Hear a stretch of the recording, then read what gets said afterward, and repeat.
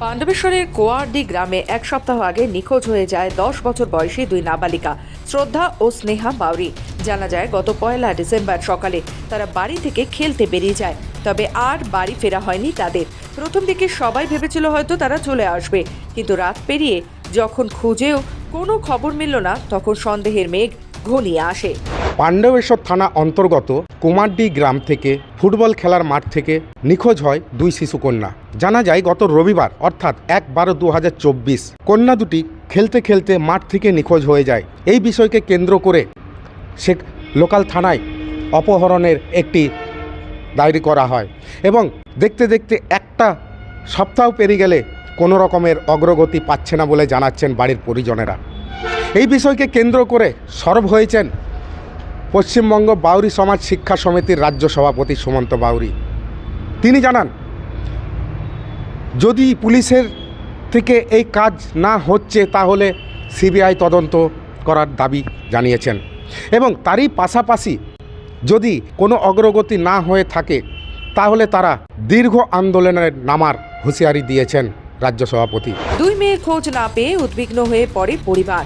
শেষমেশ পুলিশের দ্বারস্থ হন তারা। এই ঘটনায় থানায় অপহরণের অভিযোগ দায়ের করে পরিবার। অভিযোগ পেতেই দ্রুত তদন্ত শুরু করে পুলিশ।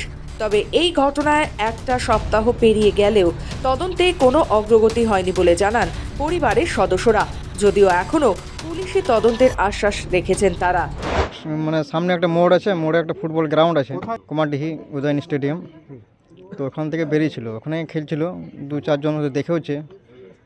তারপর মোটামুটি ওই 8টা সাড়ে 8টা নাগাদ ওদের খোঁজাখুঁজি করেছে, মানে দেখছে যে আর মানে বাড়িতে আসেনি। তারপর দেখেছে যে না আসেনি, তারপর খোঁজাখুঁজি করেছে। খোঁজাখুঁজির পর ওখানকার লোকাল নেতা যে ছিল তাদেরকে জানিয়েছে। লোকাল নেতা আবার পাণ্ডবেশ্বর পুলিশকে জানিয়েছে, আমাকে এখান থেকে ফোন করেছিল। আমি এবার তাড়াতাড়ি গিয়েছি ওখানে। তো খোঁজাখুঁজি পর পুলিশ এসছে, পুলিশ এসে সব চারিচম্মে গোটাগুটি খোঁজাখুঁজি চলছে। ঘটনাটা রবিবার 1 তারিখে আমি দিন 12:30টার সময় খবর পেলাম। আমি বাড়িতে ছিলাম, আমার কাজড়ায় বাড়ি, আমি বাড়িতে ছিলাম যে এরকম আমার ছেলে যাচ্ছিল, ডিএম ফেল করেছিল, টাইম পায় নাই। তারপরে ও বাজারে গেছিলো, আমার বলে রবিবার সকালে যাচ্ছিল ওর মেয়েগুলোকে দেখতে। কুমারডি গ্রাম, কুমারডি গ্রাম ওর শ্বশুর বাড়ি, ওটা শ্বশুর বাড়ি।